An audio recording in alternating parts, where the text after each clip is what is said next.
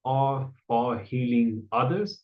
And right now we are learning the science and the principles, everything about this healer's initiation and the Nityananda spiritual healing. So now let's learn more about it and continue with from this video session that we had. Now, the human body has an inherent ability to heal itself, and healing is nothing but the body connecting back to the source of its existence. And energy healing is a holistic, non-invasive therapy that treats the body and mind as an energetic continuum. So any physical or mental disease is an indication that there is a blockage in our energy flow. So many times merely clearing these energy blockages is enough, as the body's natural healing abilities take care of restoring the affected part and restoring health. Now, so as you understand, all of us have all our bodies have innate capacity to heal themselves. And once we clear the blockages at the level of our energy centers and the energy flow is restored, then our body heals itself. Now, this is directly connected to the Ananda Ganda, the eighth chakra that Swamiji has revealed that is not known anywhere else. And the literal meaning, Ananda Ganda, means the fragrance of bliss. And that is the point in the body where the energy of all the other chakras are centered. So all of them are connected to the Ananda Ganda. And the source of Ananda Ganda, which is the source of the spiritual superconscious healing, is the ultimate science towards enlightenment. Now, the science of Ananda Ganda was delivered to the earth only when incarnations have landed on the planet. And not just physical healing or mental healing, physical, the complete healing and even the realteration of our DNA structure can be done when we tap into the energy of the Ananda Ganda. So as you understood, it is the eighth chakra located just below the chest, and Swamiji has revealed his science, and he is initiating all of us to experience the superconscious energy in our Ananda Ganda, and the spiritual healing happens from this space, from this chakra. That energy is the energy of the spiritual healing. Yes, the main subtle energy channels of our body, the nadis, are Ida, which is the left-hand path, and Pingala, the right path, and Sushumna, which is the central channel, which all run along the spinal column. They roughly correspond to the sympathetic, parasympathetic, and central nervous system. Since the nadis run in a curved path, they cross one another several times. At the points of intersection, they form strong energy centers. These are the chakras. Chakras are subtle energy powerhouses which are responsible for spinning and drawing the universal life force, prana, into the body. They also act as batteries and store this energy and distribute it to the surrounding areas of the body. In the healer's initiation, is straightway related to your enlightenment. Healer's initiation is of two levels. The first one is healing yourself, and the second one is healing yourself and others also. There are certain lifestyle changes required for healing yourself and healing others. So if you want to heal others also, there are certain lifestyle changes which we are going to cover later throughout this session. Nityananda spiritual healing is healing through cosmic energy. Cosmic energy is intelligence. This is different from energy as we know in various forms, such as electric energy. As long as you create the circuit correctly, electric energy will always do what you want it to do.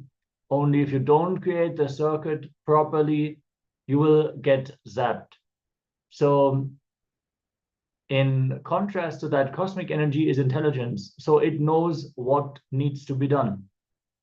In Nityananda spiritual healing initiation, you are initiated by the Supreme Pontiff of Hinduism, Bhagavan Sri Nityananda Paramashivham, to become a channel for the same divine cosmic energy that the Supreme Pontiff of Hinduism embodies, to flow through you to the person receiving the healing. Now, a few questions, a few points regarding the healer's initiation. The first point, who can receive energy? A person with an open heart and mind. There's no other qualification to receive energy. Who can give energy? Only one who has realized that he is energy, the one who has experienced himself as something beyond the body and mind is the only one who is authorized or qualified to give energy. Now, when energy passes through and overflows from the healer, the recipient receives it. Stress is removed since the intelligent energy floods the body and mind, and the healer also benefits from this extra energy, and any stress in the healer's system is removed. So as you understand, you're not even required to give or to generate energy. You are a channel for Swamiji's superconscious energy to flow through you into the recipient of the healing. And since that energy is intelligent, it already knows what it has to do. You just have to be a pure channel. And since you are a channel, then that healing energy goes through your own system as well. You will also be healed and experience the healing within yourself. Now, the energy restores the intelligence to the body, consciousness to the mind, and a rich vibrancy to life. It just brings you back in touch with your true nature of bliss that can never be lost. That is why healing and meditation result in permanent effects, because it goes directly to the very source. It rejuvenates the whole being, and whatever there is the imbalance, by its very intelligence, the imbalance is corrected, and the disease does not exist anymore. So we're not treating only the symptom, but that energy directly goes to the root and restores, realigns, and brings balance back into the body, and restoring the natural intelligence of the body. So the person is transformed by the healing energy and experiences health, energy, and enthusiasm. Understand, compassion expresses as responsibility and hence energy. Once a disciple asked Swamiji, how is it that so much energy flows from you? When you feel compassion towards others suffering, the whole thing takes the shape of responsibility and expresses itself as energy. That's all. We have a Shastra Pramana. Staying in Anandagandha, all things are revealed by jnana, and the self of all is the knower. By reason of their nature being the same, one should contemplate on the knowledge and the knower as one and the same. You'll be shocked and surprised. This great science, Raja Vidya of the Anandagandha, this word is used throughout Sanskrit literature only in one place, in Shankara, in Vishwanatashtakam. So throughout all the scripture references, it is only present in one place. Swamiji shares his first healing experience. In the words of the Supreme Pontiff of Hinduism, I left home at the age of 17 and spent several years wandering the length and breadth of India. During my wandering years, once I was returning from Tapovan in an army truck. In those trucks, there would not be seats, only wooden planks tightened with bolts and nuts. Suddenly, the truck went over a big bump, and I flew and fell on the wooden plank. My backbone hit the bolt and cracked. The doctors took an X-ray and said that I should take rest for 30 days. 30 days was too long a time for me to stay in one place, just taking rest. I did not bother about the doctor's instructions. did not take any treatment, and just put my hand on the injured area. That's all. It got healed. That was when I realized the power of healing that our body carries in itself. After enlightenment, I was in a place called Nerur, which houses the Jiva Samadhi, living energy field of an enlightened master, Sadashiva Brahmendra. One of my teachers at the Polytechnic College where I studied came to meet me. She had heard about my healing powers, and she asked me, "Why don't you initiate us into your healing system?" I, at that moment, was sitting close to the Jiva Samadhi of Sadashiva Brahmendra, and I could feel the master's presence. Suddenly, I heard a sound. When I turned, I saw Sadashiva Brahmendra standing there right in front of me. He gave me a tuft of Darbha grass and told me to give it to the teacher, and tell her to start healing with it. Just as the thought, how, entered my inner space, the formula for transferring the healing technology was revealed. I used this divine knowledge to transfer to others the divine experience I myself had. I initiated my teacher as the first Nityananda spiritual healer. This is the history of the unique, effective, and divine method of healing, Nityananda spiritual healing, which has sprung forth from the enlightened consciousness. Swamiji further says, the healers are my hand. And I say that healers are my hands. When I say I, don't think I'm talking about this 6 feet tall Nityananda. I'm talking about the Prapancha Shakti, the entire cosmos. When I say that the same energy that is flowing in me will flow through you, Swamiji says it is not an assurance, it is a promise. So as you understand, there is no challenge, you don't need any competence, you just need to receive initiation, and that is all. Once you are initiated and once you adhere to the lifestyle that we will be covering just now, you will become a channel for Swamiji's superconscious healing energy, and you will be able to heal either yourself or to heal others, depending on the choice that you are going to make today. So let's now cover the lifestyle. As we said, there are a few restrictions if you want to heal others. If you want to heal yourself, there are no restrictions. So you can just get initiated today, and you will be able to heal yourself from the Ananda Ganda.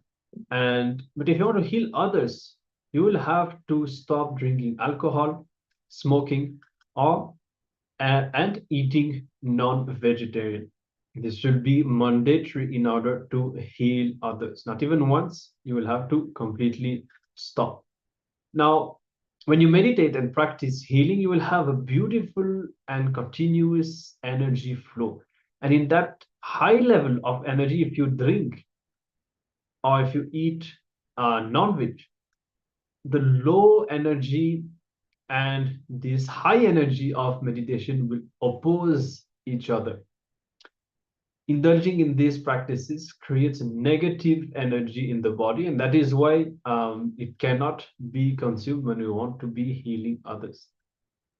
Now, this lifestyle of a healer is a commitment that you take towards yourself, and do not suppress yourself, do not fight with yourself. And when it comes to the restrictions, non-veg, alcohol, smoking, you know that it is not good for you. So also understand and internalize that and cognize. You have to realize how this will oppose not only to this healing, but to this very path of Paramashivoham. If any of you are still struggling with any of these, and as we have already said even earlier in the program, these are the first steps, the fundamentals to achieving any change within ourselves or in our life. There is no point of continuing, because these will continue to pull us down, how much ever effort we put into the spiritual practices and all that. So be very clear. All discipline should happen with the understanding. Nothing should be practiced as a rule. Everything should be done by understanding and internalizing. When you cognize that consuming these kinds of things is toxic for your body. If you really cognize it, naturally, it will not be difficult to drop them. Only if you hold some false, cherished ideas about these things, or some pride, or whatever, only if you have an unconscious clutch on them, then it will be difficult to drop them for you. But even then, if you cognize the great responsibility and the empowerment that comes with this initiation, see, you can literally heal any person and even objects that you come across that require your healing. And it's such a beautiful, empowering initiation. So with this, let us move on to the guidelines. First, you will never refuse healing service to anyone or anything in need of it, be they people, animals, plants, or inanimate objects. Understand, as per Hindu tradition, there is no such thing as inanimate object, just various objects exist at various frequencies. And naturally, the frequency of moving, thinking, speaking, planning beings is higher than those of a coffee mug. It doesn't mean that you cannot heal a laptop or any other solid object. Any personal conflict or difference in ideology with a person should not come in the way of you providing the service to that person. Ishavasya Upanishad says, Ishavasyam idam sarvam. All that exists is energy. There is nothing like animate or inanimate. What you refer to as inanimate objects merely have lower energy, that's all. Any personal conflict should not come in your way of healing the person. You may refuse this service to anyone or anything only when your personal life might be in danger. Nityananda's spiritual healing prayer should always be offered as a free service. Never charge any fee or accept any kind of favors. If they want to offer any kind of donation for the healing, for the service that you have offered, direct them to the organization's website. Suggest you offer your healing services regularly and voluntarily. This will lead to you being a continuous flowing channel for this energy. Now, the healer's initiation is an opportunity to give to others the great gift that we have received ourselves. Someone who has been, we can all reflect and relate how someone has been responsible for bringing us to Swamiji. And therefore, something has been added to our life, right? Now, there are many people who worship the ones who introduce them to Swamiji, just like how people took up the responsibility of introducing us to Swamiji, then we should take up the responsibility for that to reach more people as well. And this spiritual healing is a very beautiful and powerful and also easy way in which we can reach people, give them a powerful experience. And also, if any one of you is seeking to surround yourself with like-minded people, make the Sangha happen around you where you are, giving the healing to as many people as you can is also a very a great way of making that happen. Now, only if we take up responsibility for everything that happens in our lives, we will start expanding. Responsibility is a consciousness, and only those who feel responsibility as a consciousness can become spiritual healers. Be very clear. You can stand up only if you feel responsible for people's spiritual upliftment. When you stand up with responsibility, you expand and the divine energy flows through you. When you feel compassion towards others suffering, the whole thing takes the shape of responsibility and expresses itself as energy. That's all. So here you can relate with this and how this will help you also to expand. It's not necessary that you have to be already right now the most responsible person to start take that commitment of spiritual healing. The more you start giving healing to others, naturally by connecting with people and giving them the healing, they will start giving their listening to you and feeling grateful towards you, and it will give you the opportunity to enrich them to share more powerful cognitions and about Kailasa, what Swamiji is blessing all of us with. And naturally, this will make responsibility happen for you in your life and help you to expand in so many wonderful ways. Now, this is also a commitment to serve people. And in fact, Swami Vivekananda, the motto for his mission was Atmano Mokshartam Jagat Hitayacha.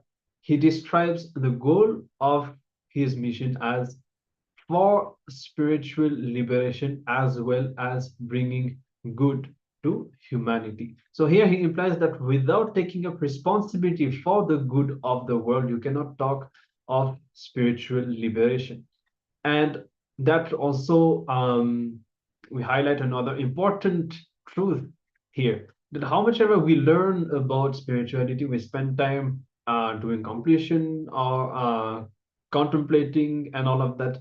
Finally, spirituality is also about contributing. It's about having a visible, measurable transformation that that can be seen, that is concrete, that can be measured in how much we contribute to people's lives, how much of a positive person and how much of a positive impact we have. And this Nityananda spiritual training is also all about that, and it will help you a lot to make that happen. Nityananda spiritual healing technique is that it not only helps the person you are healing, but also helps in your own spiritual growth. For social reasons, you can directly touch and heal only people of your gender. For the opposite gender, please use the healing stick provided to you during the healer's initiation. We have an example picture of how the healing can be performed. We're going to project it on screen as well. Yes, you can see here the healing is being offered to a person where the healing stick is being used, even though the two people are of the same gender. For the other gender, please use the healing stick. Otherwise, you can simply place your palms on the area to be healed or on the Sahasrara chakra, the top of the head of the person being healed. Close your eyes and visualize Swamiji's face and bring your awareness to the Anandagandha chakra, just below the heart chakra and just above the navel chakra. Chant the Mahavakya, Om Nityananda Paramashivoham, and immediately you will feel that the energy is gushing forth from your Anandagandha chakra. Bring your awareness to the Anandagandha chakra and simply relax into yourself. Don't worry about the energy flow. It will happen on its own since it is intelligence. Once you have relaxed into yourself, feel only the boundless energy flowing through you. Continue as long as you feel the person is drawing the energy in. You will sense this effortlessly. Your hands will automatically drop once the person has had enough. Have a picture of Swamiji in the room you are healing in. Let your body language show care and concern. Be aware and sensitive to the needs of those around you and play the Mahavakya during the healing prayer service. Do not make any guarantees, warranties, or representations regarding the outcome of the Nityananda spiritual healing process. And specifically, do not claim that the process in any way diagnoses, treats, heals, cures, or prevents any disease, illness, injury, or physical or mental condition. This is for your own legal, it's for the legal terms. Do not use the word patient to describe someone whom you give the spiritual healing to, and especially if you are a licensed physician or any other licensed healthcare practitioner, advise everyone to whom you are providing the Nityananda spiritual healing services that such services do not constitute diagnosis, care, or treatment or the practice of medicine or any other health care.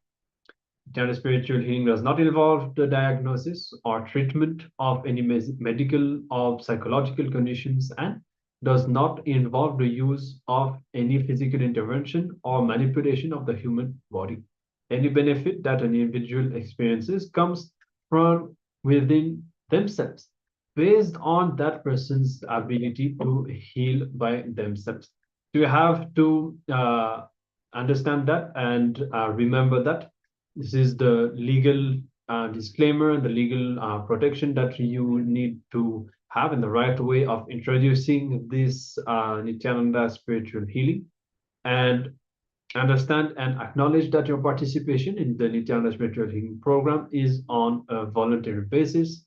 Do not charge or even accept any fees or favors for the spiritual healing service that you provide. If people want to provide, you can redirect them to offer a donation to Kailasa, either on the website or even during the darshan they can offer. And do not provide the spiritual healing services if you yourself are suffering from any physical, mental, or psychological disorders, or taking any medicine for any physical, mental, or psychological disorder. If you are, then refrain from healing other people and wait until you are back, until you are healed, in order to start healing other people. Now, also, if you become aware that an individual who has requested your healing services appears to suffer from a mental disorder, then in this case also do not provide the spiritual healing service and recommend that that person seeks attention from an appropriate licensed health care practitioner or mental health care provider. When we do not know how the healing service is going to be received by that person, do not give it. And if you are a licensed physician or other licensed healthcare practitioner, do not engage or claim to engage in medical diagnosis, care, or treatment, or in the practice of medicine or any other healthcare profession in conjunction with any of your activities as a spiritual healer. Make sure that both are completely separate and that this is conveyed, that the other person understands that it is separate. It is your responsibility to ensure that. Now, we will be projecting the link and posting it as well in the Zoom chat. You can take a few moments to sign up. And if you have any doubts or questions regarding this spiritual healing initiation, you can let us know in the meantime, and we will clarify all of that for you. And give a few moments.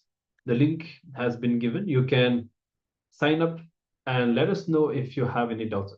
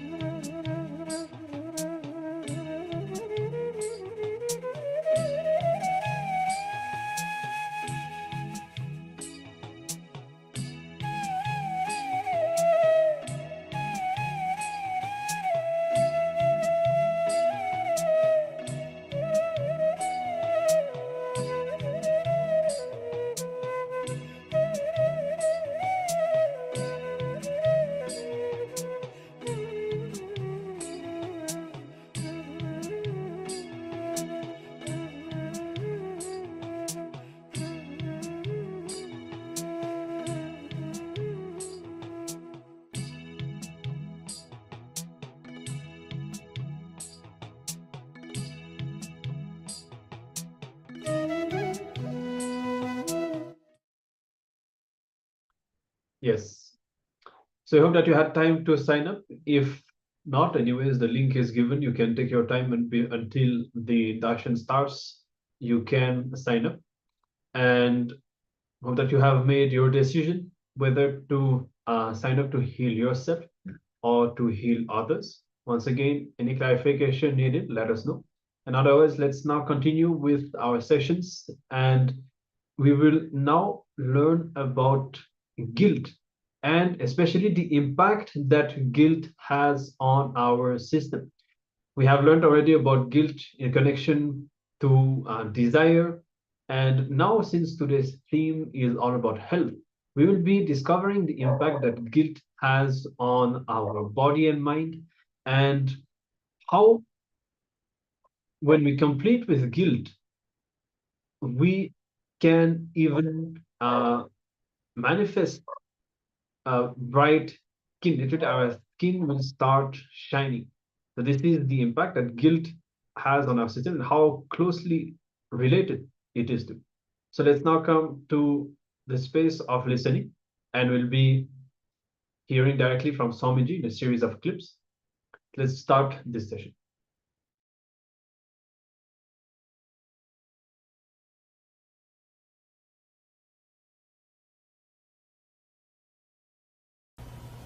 Just a month ago, before I started my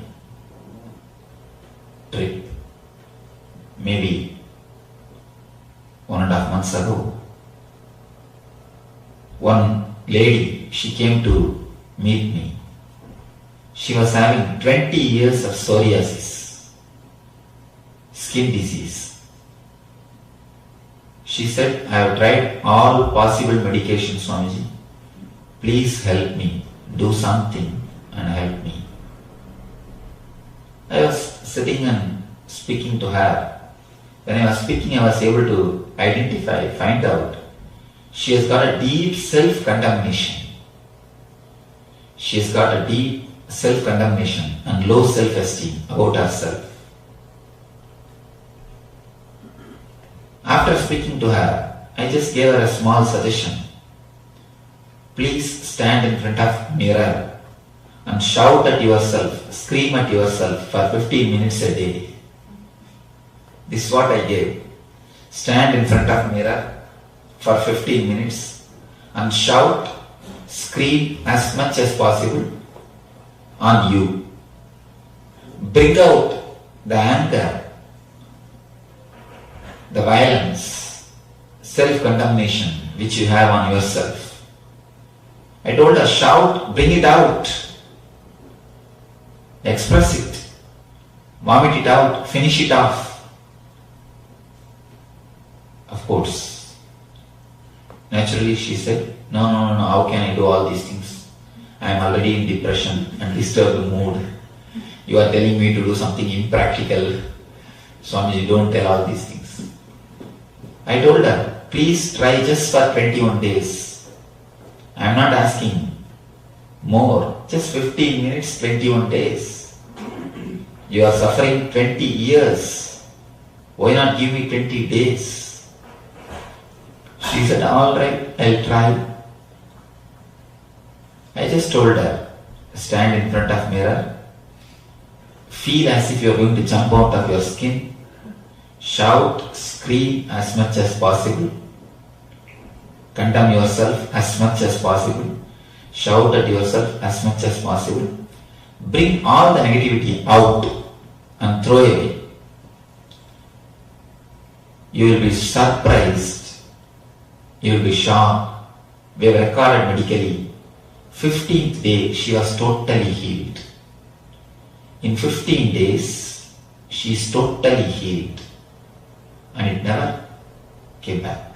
Of course, she says, in these 20 years, not even one day her skin has become alright. Even if she takes strong medication, she will only feel a little bit of development, never a total cure. Now, without any medication, without any medicine, just by meditation, Totally she has been healed. This is the technique from Sufism. The technique which I gave her is from Sufism. Totally she has been healed. Difficult to believe. But like the same way, thousands and thousands of cases were recorded. Actually, skin disease is nothing but the byproduct of self-condemnation and low self-esteem. Same way, we have thousands of written testimonials, written letters, and medical reports for the power of meditation to cure the sicknesses physically. Of course, mentally, there is no need even for any testimonial. If you just practice, you will understand. To know the apple is tasty, you don't need any testimonial or certificate. Have a bite, you will understand. To know the meditation cures mental sicknesses. Meditation makes you feel the well-being inside your mind. You don't need to believe, just have a bite. Then you will realize what miracles meditation does. It gives you a deep fulfillment. Not only health, deep fulfillment. Here to give the experience. One more thing. I've always seen a deep inferiority complex in all teachers. Teachers suffer with inferiority complex. To hide their inferiority complex only they start teaching. See, when you are teaching, you can show you are a big guy. Really, it's a big addiction. You don't know. It's a big addiction. Be very clear. Teaching gives you a big strength. You feel you become a big guy. Your ego is strengthened when you teach. That is the reason you will find thousands and thousands of teachers, but not a single student. Be very clear. Never think people who are sitting in front of the teacher they are students. No. They are learning just to become a teacher. They are not students. They are just waiting to catch that seat. You can't directly catch the seat. You need to know something. So just for that, they put up with the teacher's teachings. Anyhow, all right, tell whatever you want. I will have to sit in that chair. For that, I also need to repeat all these things. Let me listen. Students are polite. They relax, keep quiet so that they can start their turn. That's all. Never think somebody is a student just because he is sitting in front of the teacher. All teaching is just pure ego game. He is trying to show his greatness, and student is just waiting so that he can show his greatness to somebody else. He is just putting up with the teachings so that when time comes, he can start. That is why I have always seen the moment class is over, people go back to their house and start teaching. If you digested, you will never feel like opening the mouth. I have seen, even when people listen, in the mind they take notes. I should go and tell this to my mother-in-law. I should go and tell this to my father-in-law. I should go and tell this to my friends. I should go and tell this to my wife. Of course, you can't tell your wife, that is different. At least I should go and tell this to my husband. You just develop your intellect so that you can use it on your family and friends. And you just use all these teachings to support what you want to express. What do you want to express? And one more thing, I have seen people sharpening their intellect with my teachings and using it to fulfill their wishes. Whenever they couldn't get something out of somebody, they will start using these teachings in their own form. In the mind, they will have all the notes. whatever is said, when they go back, they will manipulate as they want and use it to get what they want. Let it be very clear. That's the reason here Shiva is not interested in giving any teachings. He's straight. I think he doesn't want to contribute to the already existing confusions. Help you in thousands of ways. First thing, the guilt-free life is nothing but heaven. It is just heaven. Now, as on now, anything you do, you have a guilt. Even if there is nothing bad or nothing wrong is going to happen, that incident, you know very clearly nothing bad is going to happen. Even then you have a small itching sensation, irritation feeling. Irritation is the son of guilt. Guilt only gives birth to the irritation. Irritative feeling, a dull feeling, all these things are disciples of guilt. When you have guilt, all these things will be following you. Almost guilt makes you a schizophrenia. Daytime you are a different personality, nighttime you are a different personality. Both can meet and merge with each other. Both can share their views with each other. Guilt is the thick wall, the China wall between you and your nightlife, you and your other personality. Almost every one of us got nightlife separately, day life separately. Your being is just cut into half. You are just separated. You behave one way in the front, one way in the back. You live one way in the society, one way when you are alone. Guilt is the wall which makes you not to meet yourself. Whenever some thought, the so-called immorality, when it arises, immediately you suppress it with the guilt. If you have a little bit of courage to face it, to allow that to come up, then you will see the same thought. If it is right, it will be materialized. If it is wrong, it will become nothing. It will simply disappear. But you don't have so much of patience or consciousness. You just want to press everything. You just want everything to be controlled. You just want everything to be under your control. You see, it's like your kids are playing in your bedroom. Of course, when they play in your bedroom, it is nothing less than hell. They make hell. Suddenly some guest has come. What you do? Immediately you put the screen, lock the door, cover the whole bedroom. You don't let them go into that room at all, near that room at all. The same way, inside, there is a portion in your being which is totally dirty. Not even actually dirty, so-called dirt. When the kids play, it is not that, it has become dirty. Just if you spend 10 minutes, you can put the things back and everything will become alright. But for the sake of emergency, what you do? You just lock it, finish. Same thing you do with your personality also. To show it to the society, you just lock that portion, you never open it. Because you have not opened for a long time, it starts getting smelled. It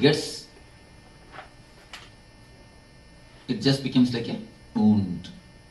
Guilt is the gate, or guilt is the screen with which you cover everything. Let us work on the guilt. It just expands. We are going to work on the next layer. The guilt, the greatest enemy. Many people come and tell me, Swamiji, my wife is caught by the ghost. My husband is caught by the ghost. Or my son-in-law is being possessed by some spirit. Actually, the greatest ghost or greatest devil, the greatest spirit which can possess the people is the guilt. There is no other spirit, no other evil, no other devil, no other ghost except this guilt. The guilt is the greatest ghost which has got everybody. Don't think somebody is having the guilt and somebody is not having. Everybody. You may be thinking, see, I have done only one small mistake. After all, one murder. For this itself, I am feeling so guilt. And I have seen the criminals who have done so many things, so many murders and so many criminal activities. They all don't feel guilt at all. You may be thinking in your mind, they are all quite happy, they are all quite comfortable, just moving around, enjoying the life. But you do not know how much of guilt each one has got. He will be having his own guilt. So never think only you have guilt and somebody else is not having. Everyone has got the guilt. Let us work into the guilt. G-U-I-L-T. Let it become G-I-L-L-T.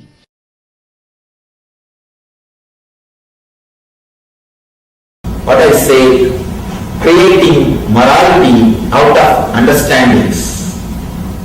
As long as they are understandings, they are nectar for your life.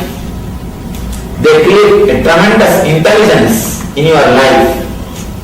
The moment they are reduced to a superstitious belief, the moment they are reduced as a morality, they create deep guilt in you, and the guilt is the sure killer of intelligence. According to me, guilt is the worst killer of intelligence. Guilt will never let you move in your life. One small incident. One of our devotee, she had a tumor in the end of the spinal cord, the root chakra, the Muladhara chakra. For 20 years she suffered. She came to me complaining, Swamiji, please help me, heal me. I am suffering with this tumor for so many years. And she says, even after surgery it again comes back. She even underwent surgery, but it came back. I started talking to her slowly to trace the origin of the problem. Finally she opened up and started weeping. She said, I asked her, do you have any guilt related to your sex energy? She slowly opened up and started weeping. She said she was abused when she was very young. When she was a kid, she was sexually abused. One of her own close relatives exploited her for so many years. And that guilt stayed with her. And she says, I started hating the very portion of my body. That part of my body itself I started hating. I started feeling that part of the body should not exist in my body. I started feeling that's different from my body. That is not my being. My hatred towards that person has turned towards my own body. When you start hating some action, you start hating that part of the body also. My hatred has become so deep. Swamiji, that is the root. I was speaking to her, slowly she opened up and she wept, and when she confessed, when she brought the guilt out, I was talking to her, she came out of the guilt and she was psychologically healed. And I was explaining how this is a usual thing which is happening. Now they say 1 in the 4 are getting sexually abused, especially in America. I read a report just the other day. 1 in 4. Of course, kids don't open up and kids don't tell you. Anyhow, when she was psychologically healed, when I explained the nature of all these things, you will be surprised. I can tell only one thing, it's a truth. What I am telling you is a truth. In 10 days, simply tumor disappeared. I gave a small meditation technique to meditate on that area. I told her, express your anger towards him. Weep, shout, cry. Just close the doors, be in a separate room, and take a pillow, think of him, beat, shout, cry, throw your anger out, and after that, sit silently and feel that part of your body, that part is also your body.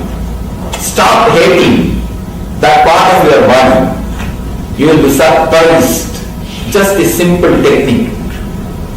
10 days, tumor disappeared, never came back.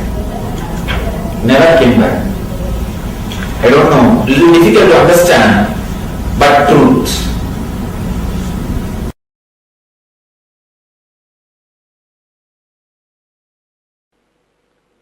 First of all,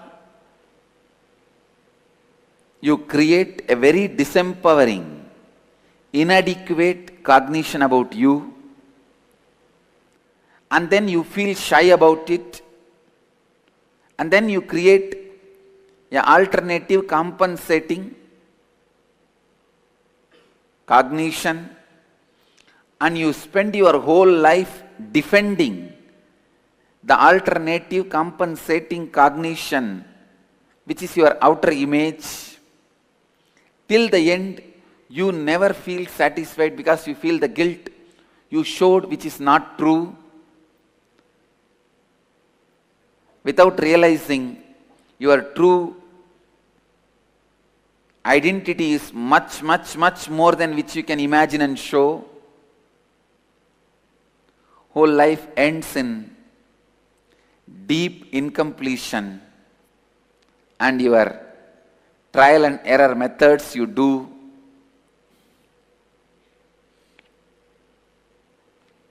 with the incompletions.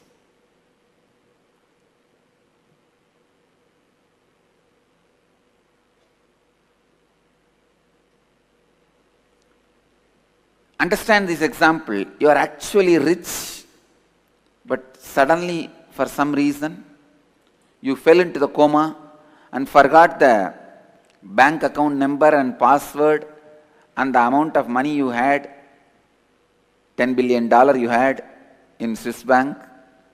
You forgot all the details. And you wake up and feel you are poor, but you wanted to project yourself as a rich to the world.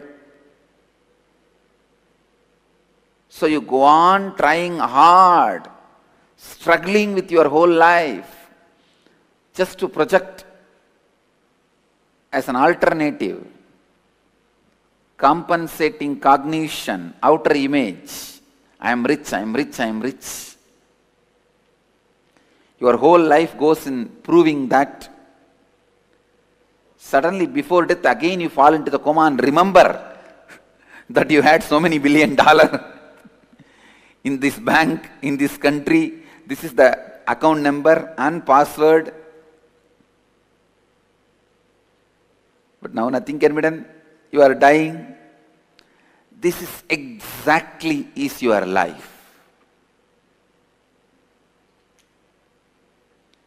If you complete now, first thing, you will realize the alternative compensative cognition is a lie and it will melt down. Second thing, your disempowering cognition about yourself, that will melt down. Third, you will realize your original self is much more than what you projected as your outer image, alternative compensating cognition.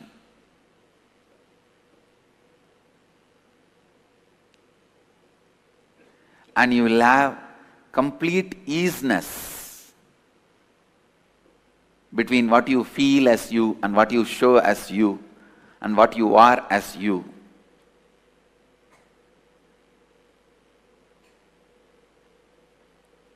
Completion melts down all the obstructions. The obstructions for your realizations are like mountains, heap of mountains, but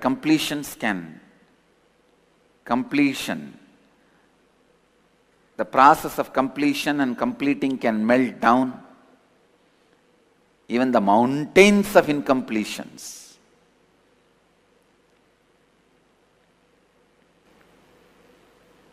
So complete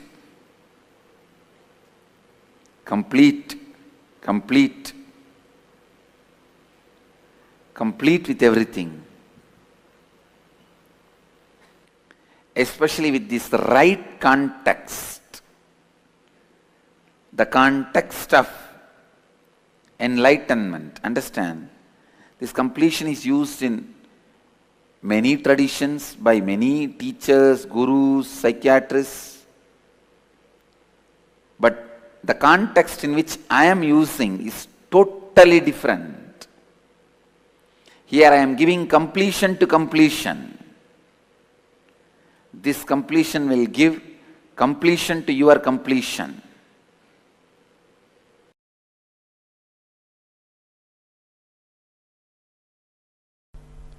Please understand. This is the answer for many questions I received.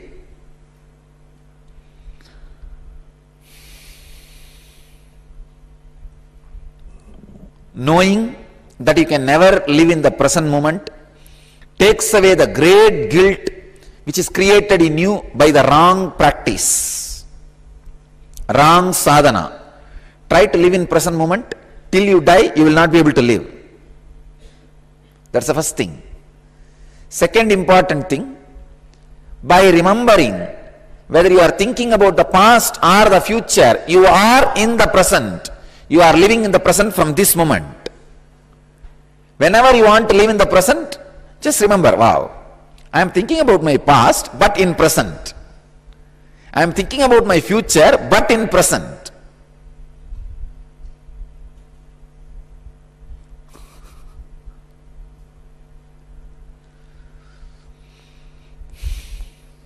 One devotee is writing, yes, I know, I am living in the present, even if I think about past, but what to do? I had a past did happen.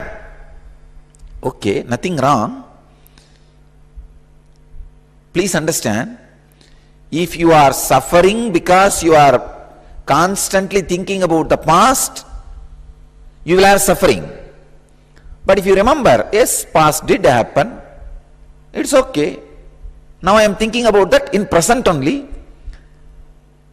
Because I think about the past, it is not the thing that I am lost in the past. No.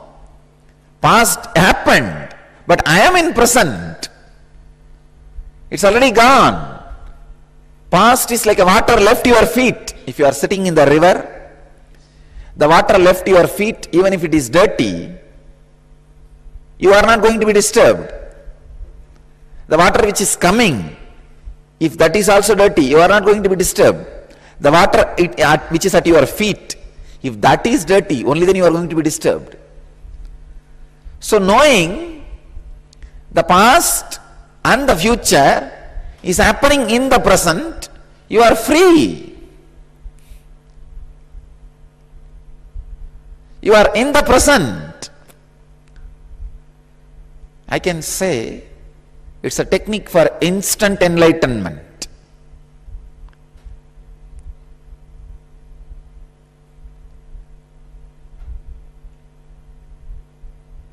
First thing, whether you are thinking about past or thinking about the future, remember you are in the present.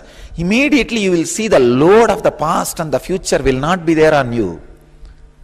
Yes, I am thinking about what I did yesterday. I am thinking what I am going to do tomorrow in present.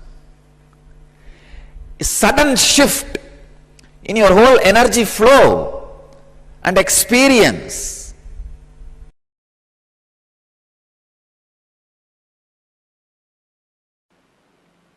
I tell you,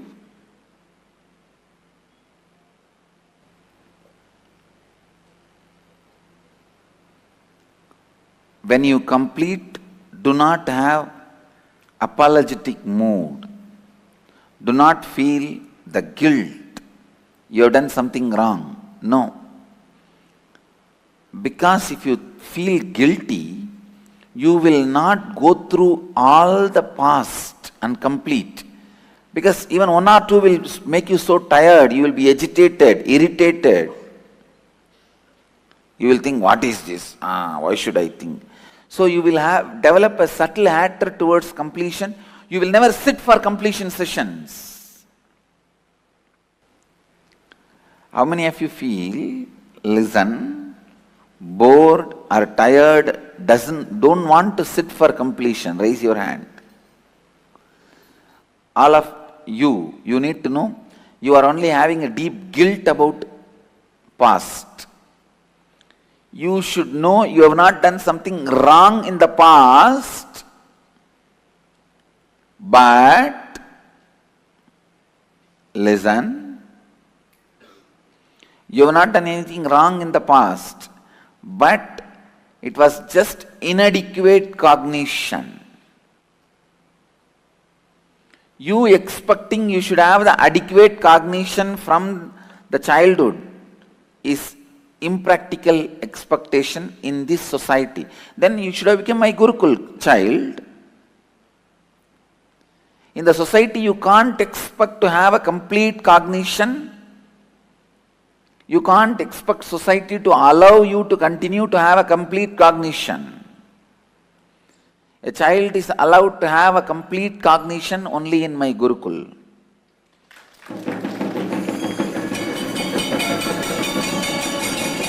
And if you just allow the complete cognition, full brain of a child to be functioning, helping the child, encouraging the child to learn,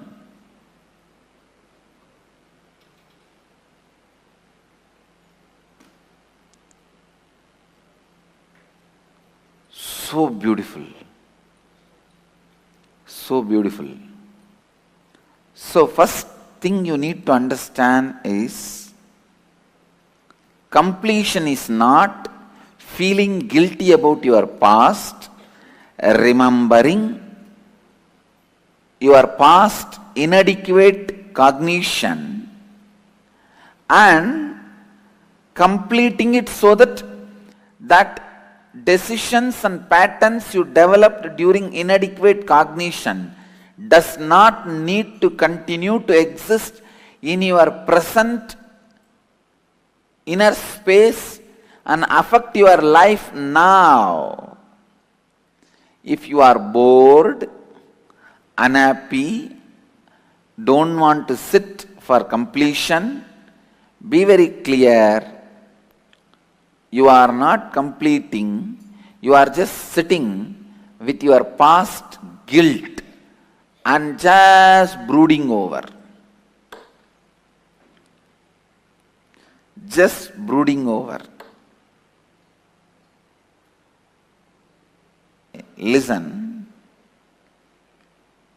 and understand.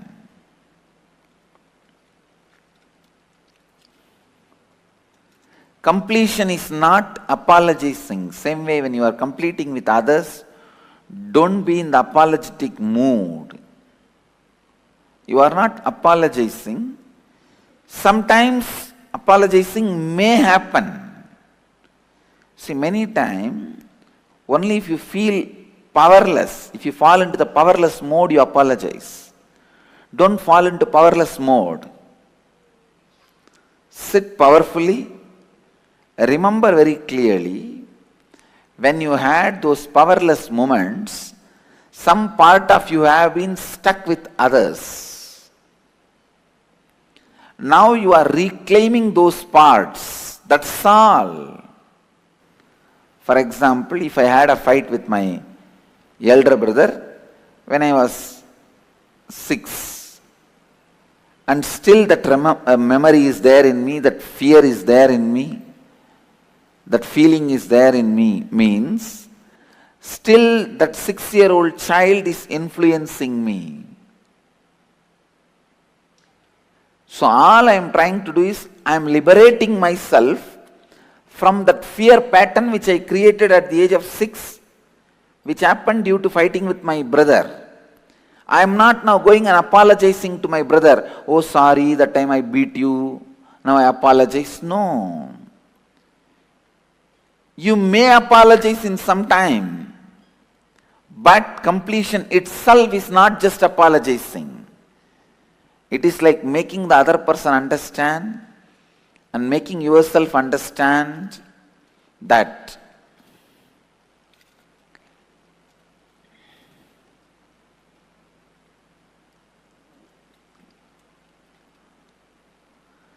fighting in the young age created a strong, fearful, powerless pattern in you, which is responsible for still you struggling, suffering with a wrong cognition, improper, inadequate cognition. Completion means shifting the cognition from an inadequate cognition which is restrictive to an expansive cognition which expands you and the other person. I tell you, completion brings integrity in you, completion brings authenticity in you, completion brings responsibility in you, completion brings enriching in you, completion brings listening in you, completion brings completion in you.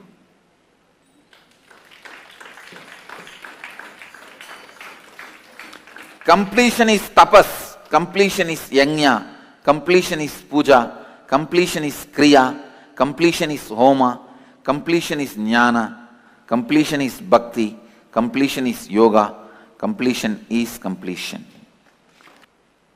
Completion in every level, completion in every step, completion in every way. Completion is Shraddha, completion is Shraddha. Completion is Tapa, completion is Puja.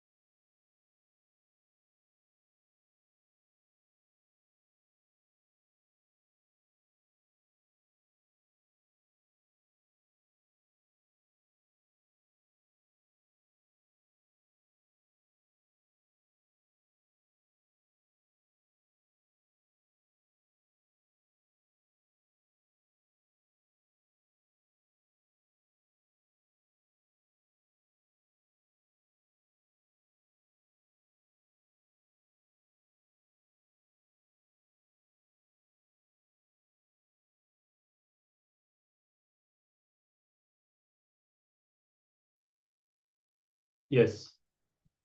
So as you heard, literally all of us have guilt in some form or another. And in this video, Swamiji shared a very strong experience, a healing experience of a lady who had been abused. And when she completed with all the guilt that she was carrying, first she was psychologically healed, and then the body itself healed, and the whole tumor completely vanished. So, at some levels, in some ways, all of us carry deep guilt within us, and that guilt is always taught to us. It's taught from the society, from our interaction with society, and what we learned. And now it is time to look into all this, internalize, and do the completion. Remove the guilt from our system and heal our inner space, and more importantly, heal our very body and mind. So now we will work on completing with all the guilt that we have accumulated over the years. And we're going to be writing down everything in a clear way. Make sure when you write that you mention all the details, be very precise. Only then the completion will happen, and the complete ironing out of your inner space will happen. So now the first assignment, the first guilt is always sexual and is related to sex. This layer of guilt is created by the parents, family, the society. Like, for example, instead you were young, you find someone attractive, and you'll be feeling like, is it okay? Maybe it's bad, something wrong. What will people think? Maybe they'll start having a negative image about me. So this is the way guilt is inserted into us, and of course, depending on the background and the nationality that we have, there may be slight variations, but overall, that is the way in which it is inserted into us. So let's take some time now and reflect on that, find out how this guilt has been inserted into us, through which kind of beliefs, words, and looking specifically in the experiences that we have. So we are protecting the assignment. You can have a look once more, take a few minutes, make sure to write everything down elaborately, and then we will resume and move to the next steps of this exercise. Let's begin.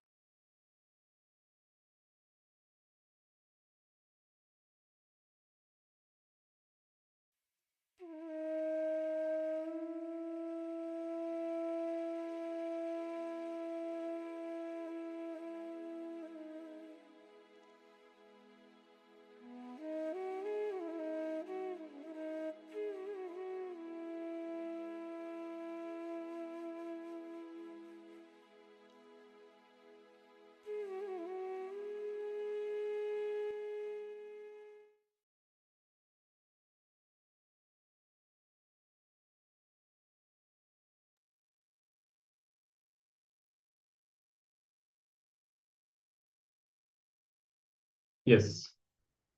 So let's now move to the second step. And now we'll be looking into the guilt that is created by family and their expectations. So, for example, for some of us, it may be like I use something in the house without asking my mom, if there's a certain expectation from parents that you should do certain things in the house. And or for example, if you're studying and many of us have that pressure from the parents that we should score well and we should get into studies, but we may not be fitting these expectations. So depending on our background and families, we would have faced different kind of expectations from family right from the childhood, and we'll be looking into all these now and completing. And also don't think that it could seem like very simple expectations, something like as we said just now, for example, even just not doing certain things in the house. But the point is, as simple as it may sound, if that person had that expectation and we did not fit, we did not fulfill it, then the guilt would have been created in us, especially at a young age. So however small it may seem, don't exclude anything, write everything down elaborately and do the completion. All right, so we'll be projecting the assignment again. We can now move to this second step, and then we'll be guiding you. There are a few more steps even after that in this exercise. Let's begin.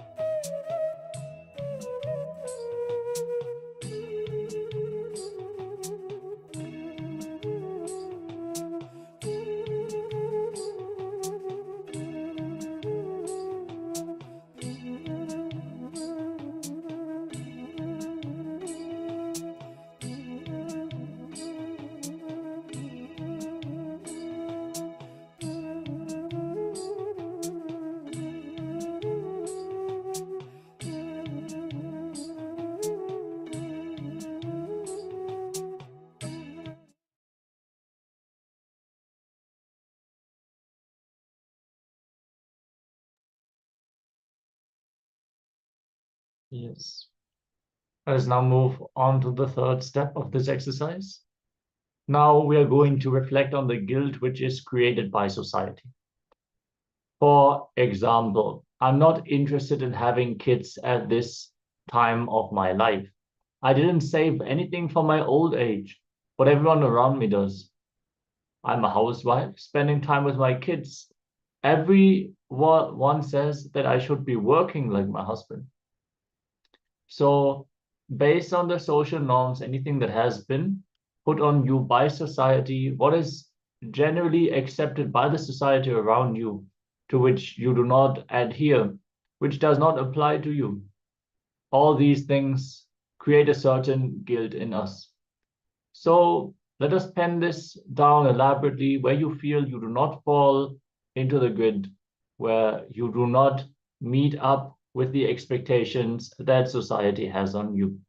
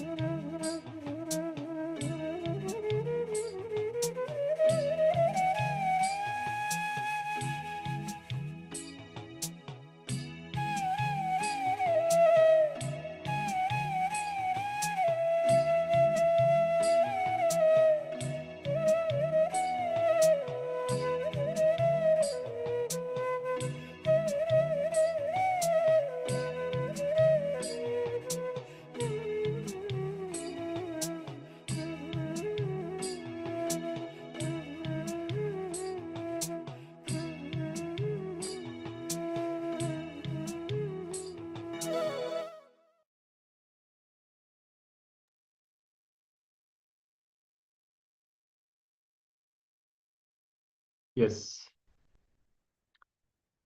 Now let's move to the next step, and that is the guilt that is created by yourself. After the societies and the family's conditioning, you will have your own rule and you will start creating your own guilt. And it can be your own, or even just the family or society's expectation that you pick up by yourself to judge yourself. So, for example, on one side, you will have your own expectation towards yourself, what you should be able to do or not.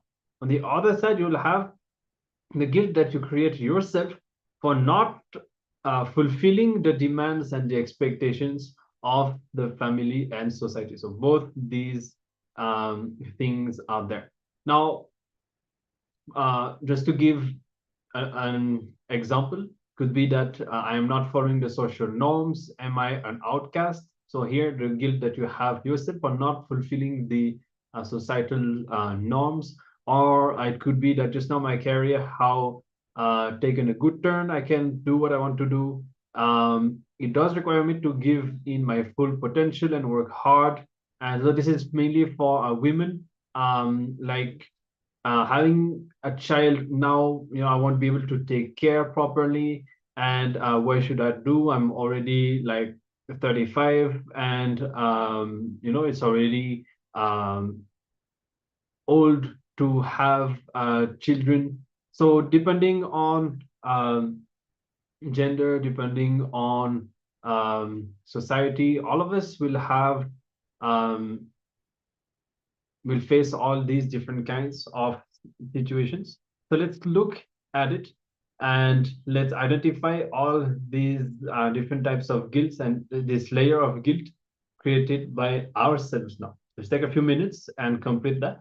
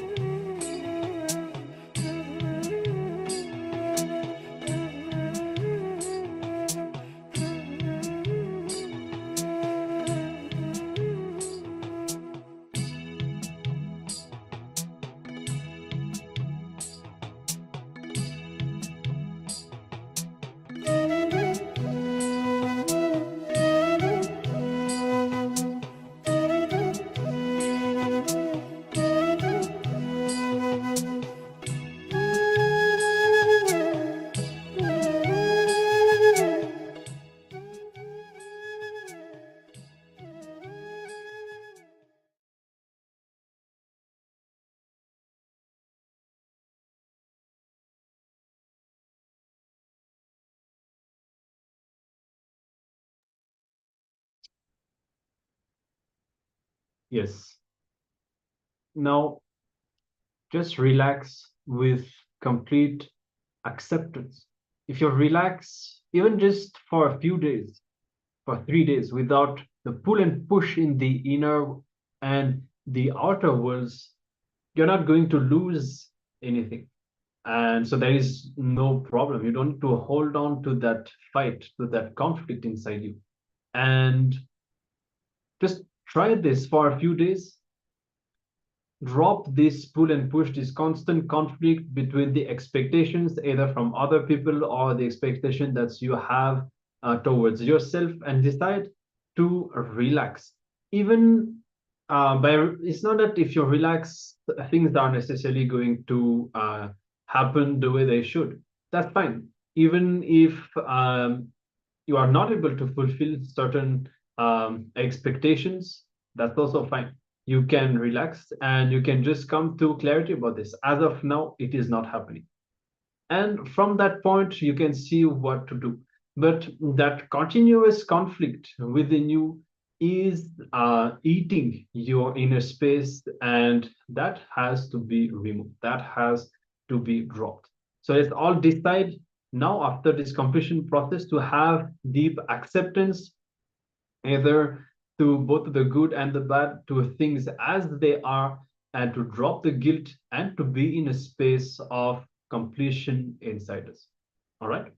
So I hope that this exercise was insightful, and we can take a few minutes maybe to just sit with complete acceptance within ourselves, drop the pull and the push between your inner worlds and your outer worlds.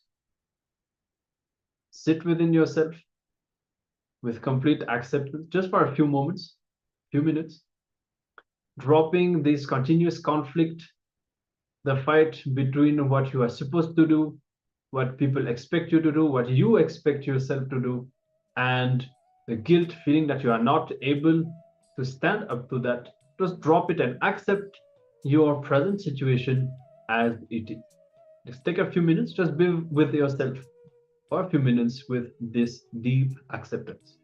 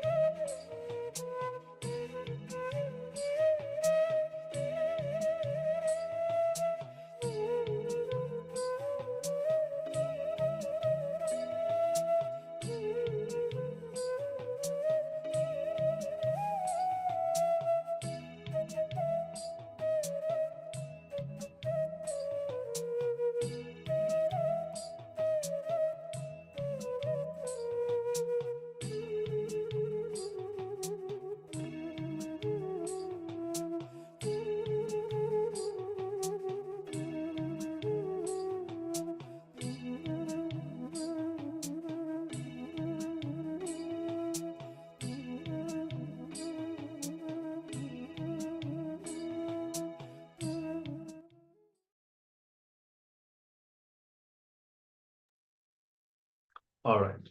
You can relax, you can open your eyes and come back. And with this, we conclude this powerful internalization exercise and completion process on guilt. Hope that it was insightful. And we will now be moving into a powerful kriya that Swamiji has revealed that is for curing or caring for schizophrenia. Now, this is a very powerful kriya that can take people out of schizophrenia itself. And of course, all of us at some level, as revealed by Swamiji, have this conflict of identities being split within different personalities within ourselves and scattered inside and fighting within ourselves. As we even learned just now with connection to guilt, how we have this continuous fight between the expectations and who we feel we are. This is one example. Same way, there will be different ways in which we fight within ourselves, in which we feel fractured inside. This Kriya will help us to integrate all of these components of ourselves once again. And especially as today we are learning the science of health, one thing that we would have understood is that we become healthy and we radiate grace and beauty when we are integrated within ourselves, when we feel complete and aligned within ourselves. So this Kriya is going to be very powerful and help all of us to achieve that inner harmony and completion within ourselves. So we invite all of you to get ready now. We'll have a bit of a dynamic session with this Kriya and we'll be guided directly by Swamiji once again in a video. So let's get ready and let's enter into this Kriya for schizophrenia.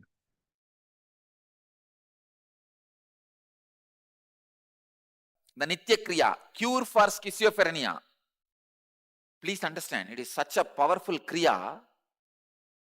Anybody with schizophrenia or any other mental disorder, just 10 days minimum, maximum 21 days is enough. Completely it will be healed. The disease will be healed.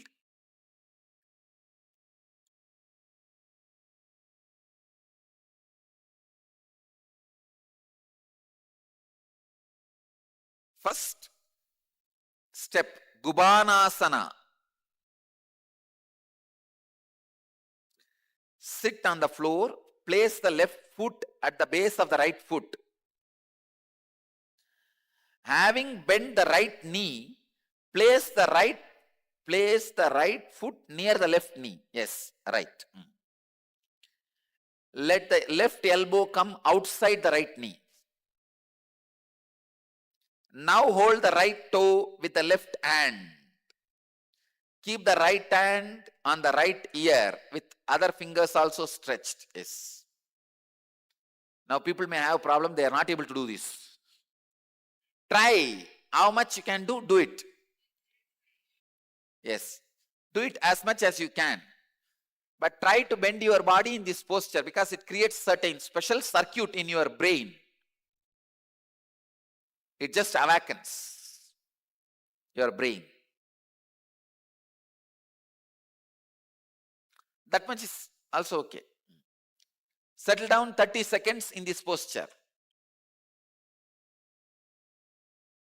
This is Yogasana Mala Sachitra book, 92nd verse.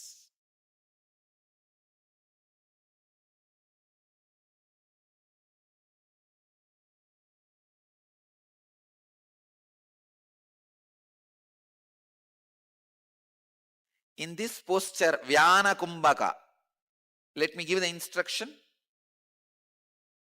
Completely filling the chest and contracting the whole body during Kumbhaka with subtle concentration is termed as Vyana Kumbhaka by Devi Parvati. This is actually given by Devi Parvati, initiated. Let me give the technique. Inhale deeply through the nose, nostrils and the mouth. Hold the breath by contracting the whole body. Have intense awareness of your whole body. Let me show you.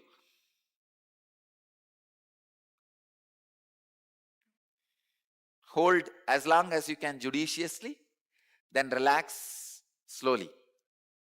Understand? Do this Vyana Kumbhaka 21 times. It's a very powerful process.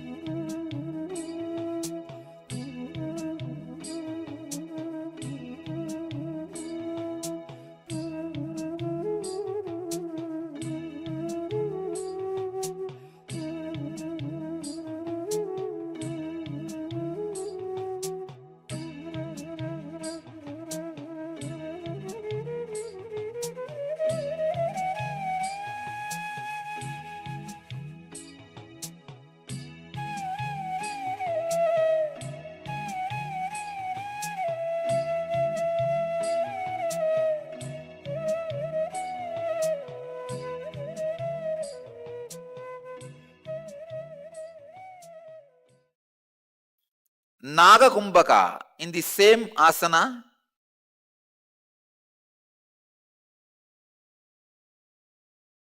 swallow the air very slowly and let the air go little by little like eating the rice morsel by morsel. Once you are full, immediately put your chin on the chest, contract the throat. Hold the breath in this posture as long as possible. Then exhale slowly from the throat. Do this 21 times. Naga Kumbhaka.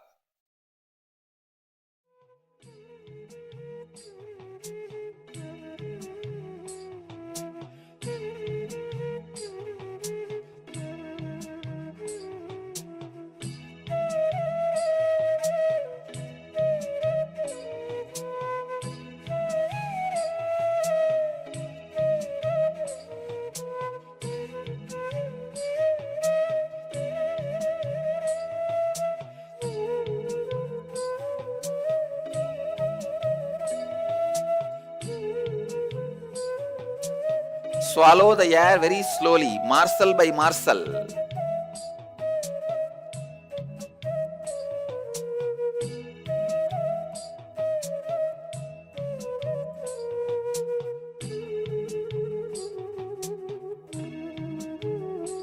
Once you are full, hold judiciously by placing the chin on the chest as long as you can.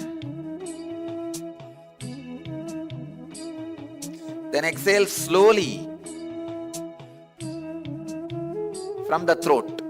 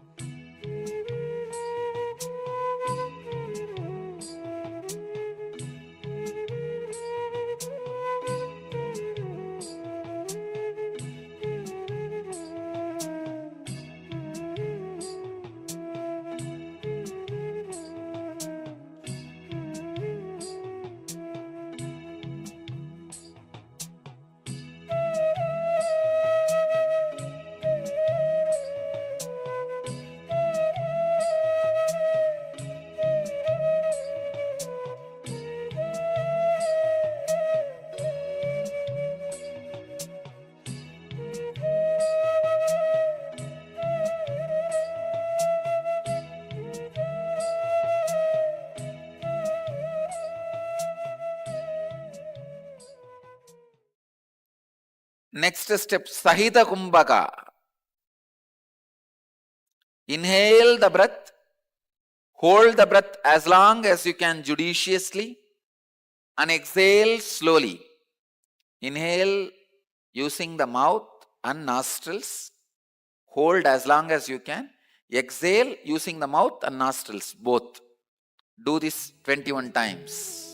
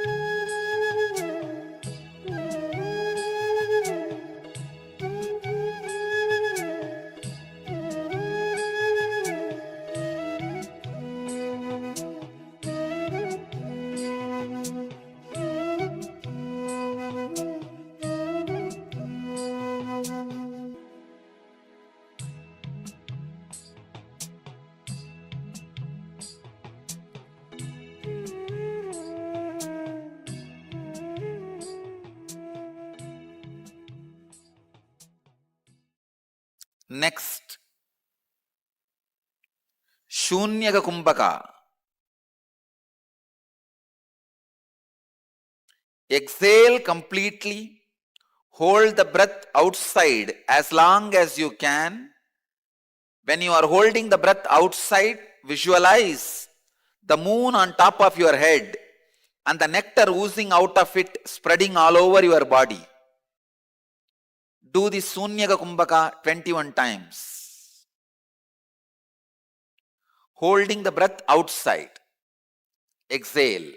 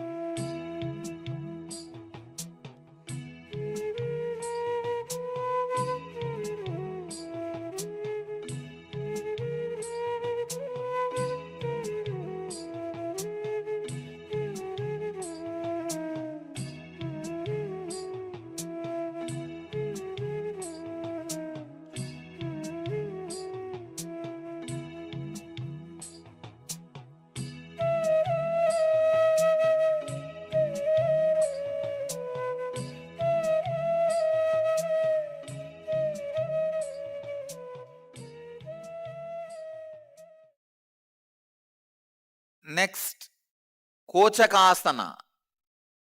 Relax. Kochakasana.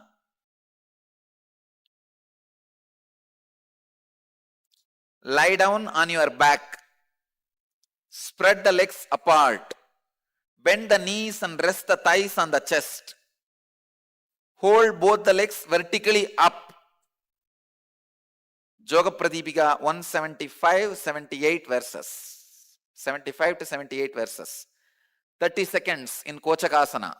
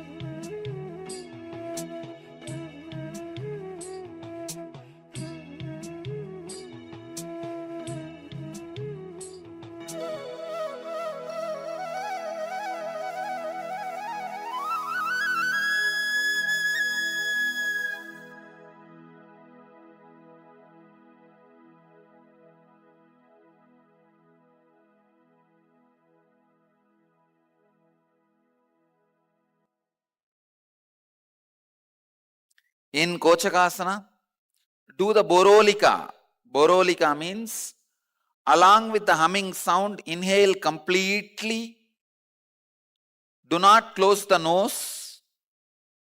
Hold as long as you can. Then exhale. While exhaling, don't hum. Do this 21 times. Along with humming sound, inhale completely. Do not close the nose. Hold judiciously.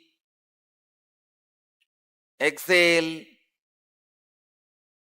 As slowly as possible, repeat this.